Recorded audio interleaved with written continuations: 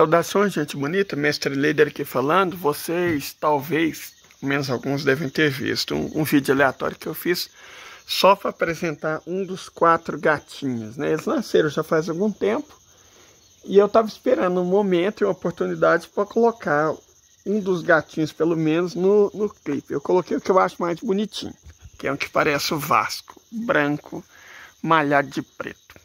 Mas agora vamos falar sério, né?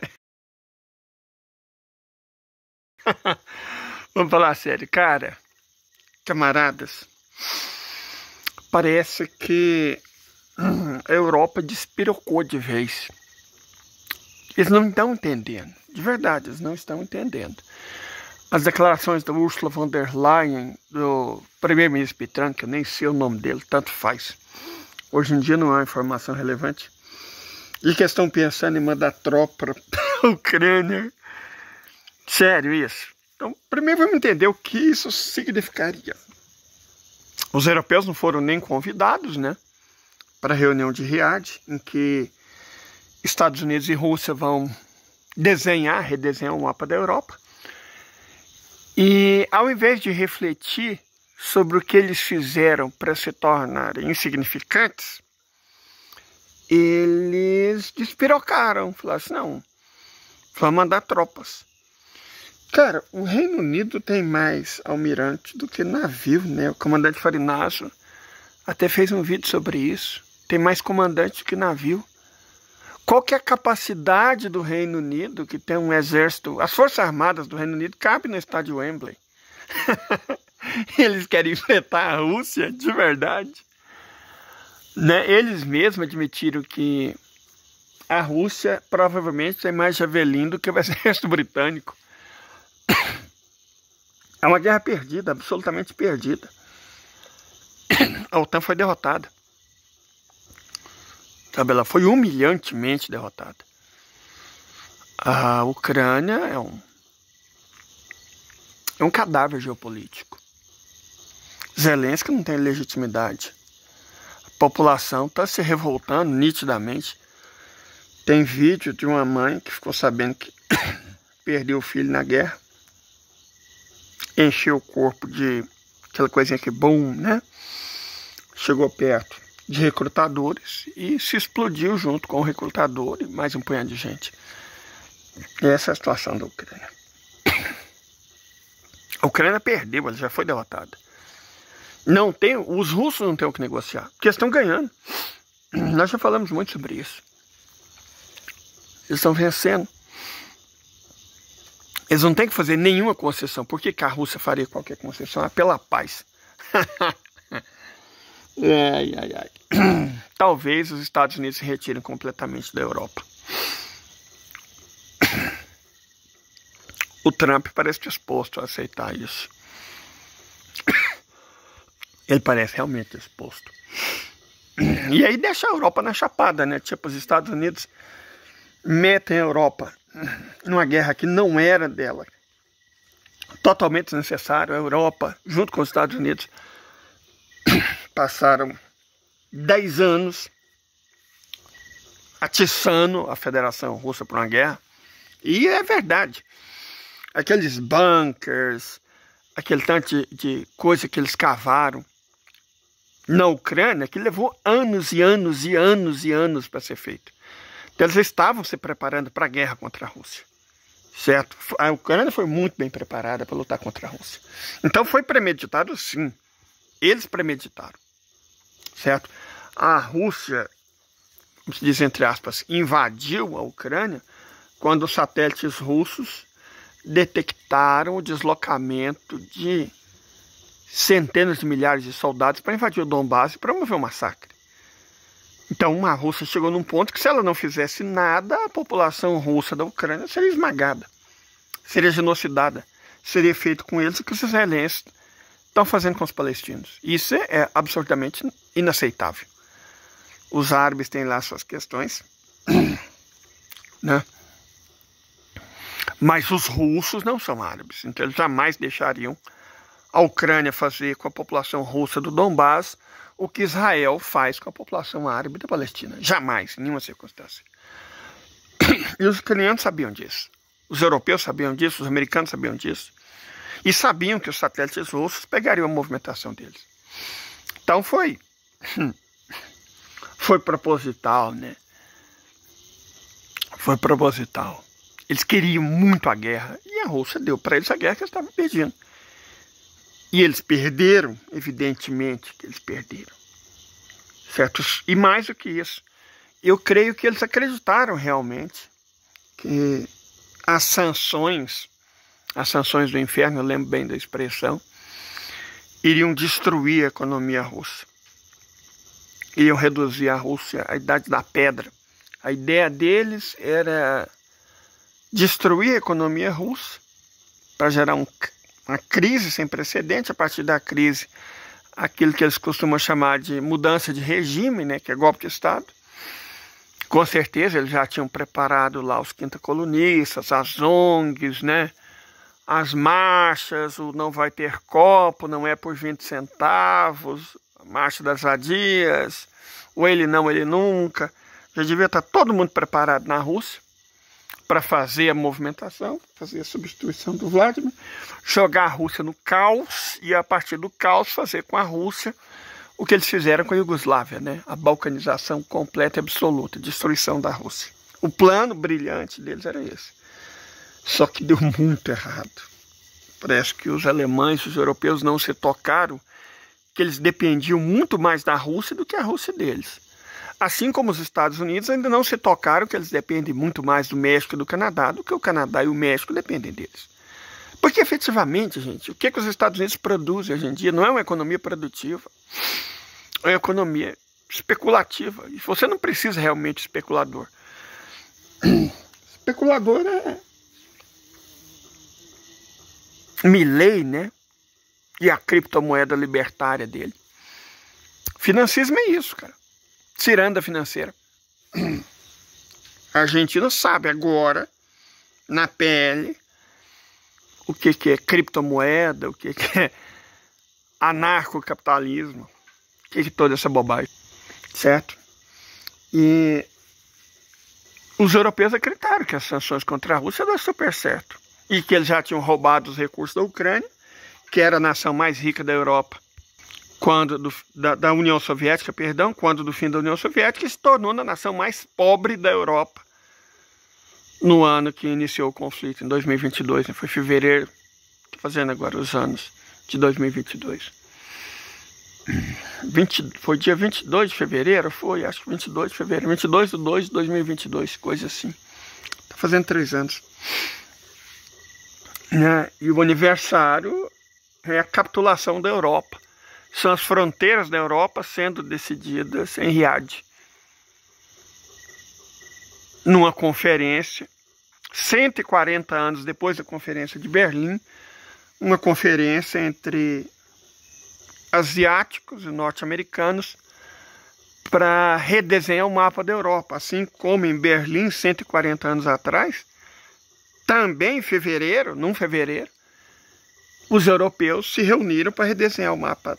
Para desenhar, né? Não foi nem redesenhar, para desenhar o mapa da África, da Ásia e da Oceania. Você vê, em 140 anos, a Europa foi de colonizadora a colônia. Cara, em termos históricos, é difícil você ver uma queda tão violenta e tão brutal de uma civilização. O Ocidente é uma civilização. Eu já vi muita gente falando como se não existisse várias civilizações no mundo hoje, como se tudo fosse Ocidente. E aí você divide o mundo entre países avançados, que no caso é a Europa, os Estados Unidos, Australásia, né, Canadá. E os outros países são só países que ainda não se modernizaram, ou seja, não se converteram ao Ocidente. Mas não, nós temos várias civilizações. Nós temos civilizações africanas, não é uma só. Não é uma só. O Golfo da Guiné tem um tipo de civilização africana. A África das florestas, vamos dizer assim, né? A África equatorial tropical tem outro tipo de civilização. A África subsaariana islâmica negra tem um outro tipo de civilização. O norte da África, que é a África branca, tem mais um tipo de civilização. São várias civilizações africanas. Você tem a civilização hinduísta, você tem a civilização japonesa, você tem a civilização confucionista, né, a civilização chinesa, você tem a civilização russa, civilização ortodoxa, civilização polinésia, civilização latino-americana. Você tem várias civilizações no mundo, certo? Não é só o Ocidente. O mundo não caminha para se tornar o Ocidente. Não tem essa de evolucionismo. Não, não. São civilizações diferentes, que eram todas oprimidas pelo Ocidente, esmagadas pelo Ocidente, e que agora estão se levantando. Algumas já se colocaram por cima, né? A civilização chinesa, por exemplo, a civilização russa já estão por cima da carne seca. A civilização indiana vai ser a próxima. A civilização árabe, a civilização muçulmana, né? Mais que árabe, a muçulmana também já está numa ascensão muito grande. E os Estados Unidos vão ter que aceitar isso, certo? E o que é mais doloroso, a Europa vai ter que aceitar isso. E é visível que ela não está aceitando. É visível o desconforto que a Europa tem com a realidade. E essa... Como é que os jovens dizem? Perdão, coringando, né? A liderança europeia coringando. Você tem Suécia falando que vai mandar tropa para a Ucrânia. Que piada. Reino Unido vai mandar tropa para a Ucrânia, né? A Estônia vai mandar tropa para a Ucrânia. Nossa Senhora. Cara, eles perderam. A OTAN inteira e mais uns 18 países, mais de 50 nações contra a Rússia, com apoio, claro, né, da República Popular Democrática da Coreia, do Irã, e meio que debaixo dos panos da República Popular da China e o apoio evidente da Bielorrússia. Então, a Rússia mais 4 derrota a Ucrânia mais 50. E eles não estão sabendo lidar com a derrota. Não estão sabendo lidar com o próprio declínio. E aí você vê essas cenas patéticas, né? Você vê essa gente sórdida, desesperada e destrambelhada, reagindo muito mal à mudança. Como eu disse, eles não leram Hegel. Eu acho que o grande problema do mundo, pelo menos do mundo ocidental, do hemisfério ocidental, para colocar a gente também no meio, nós não somos ocidente, mas estamos no hemisfério ocidental. O grande problema do hemisfério ocidental não é nem não ler Marx. O grande problema do hemisfério ocidental é não ler Hegel. Cara, ninguém lê Hegel. Como é que pode? É o filósofo ocidental que mais se aproxima de uma compreensão global das coisas, porque não tem tanta coisa diferente assim do que Hegel fala, daquilo que vários filósofos muçulmanos, principalmente sufistas, falaram, filósofos indianos falaram, filósofos chineses, principalmente Lao Tse, falaram. Certo? É o mais universal, de verdade, gente, sem exagero, é o mais universal dos filósofos europeus. É Hegel. Sócrates é uma besta. Sócrates é uma besta. Na Índia, ele não seria guru de vereador de aldeia. Sócrates é uma anta. Platão é outro imbecil. Não tem profundidade. Esses caras, tipo, esses mais modernos, né? Bauman, você pega o Zizek, né? Aquele esloveno. O Sartre. Cara, tudo os manés, de verdade. Ele só pensa para a Europa, só consegue vislumbrar a Europa. Lévi-Strauss, dos filósofos contemporâneos, é o único grande pensador do Ocidente. O resto, com todo respeito, essa coisa que pode ser transformada em esterco, é tudo bosta, cara. Tudo fraco, só pensa na Europa, só vê a Europa, só fala para europeu, só para ocidental. O grande filósofo, o maior filósofo do Ocidente é Hegel. Eu não tenho nenhuma dúvida quanto a isso. O maior filósofo do Ocidente é Hegel. Leiam Hegel, se preparem. Prepare o seu coração para as coisas que Hegel vai dizer.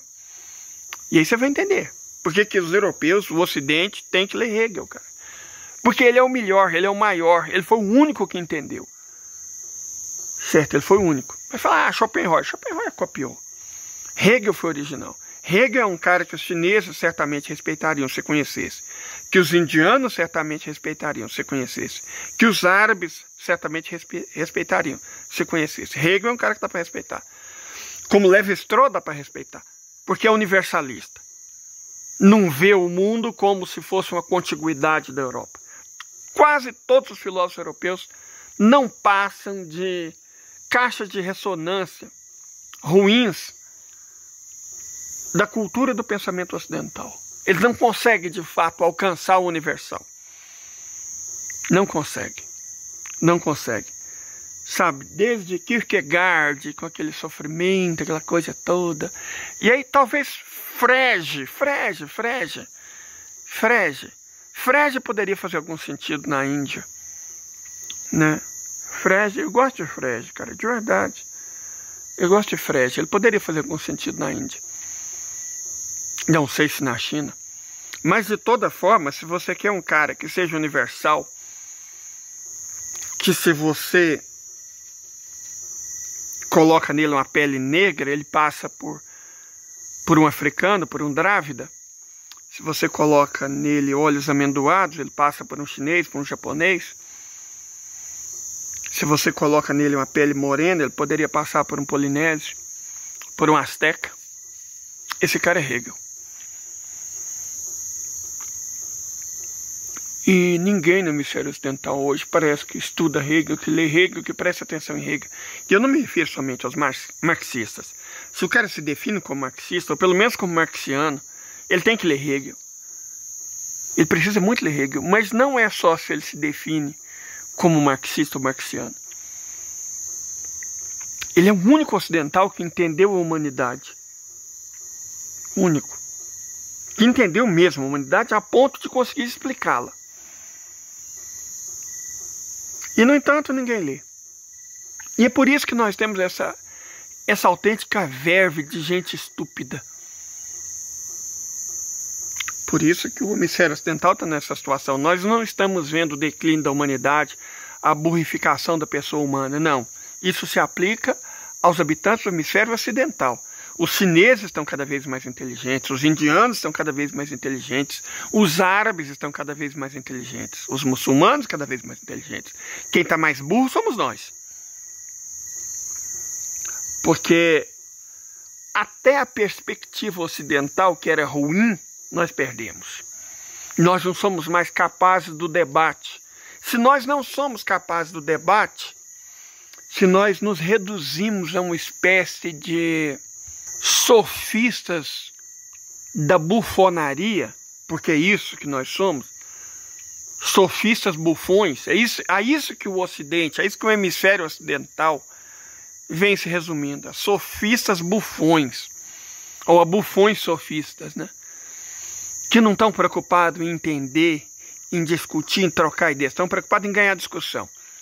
E aí eles recorrem a cancelamento, ao ad hominem, ao truísmo. Truísmo, cara, truísmo.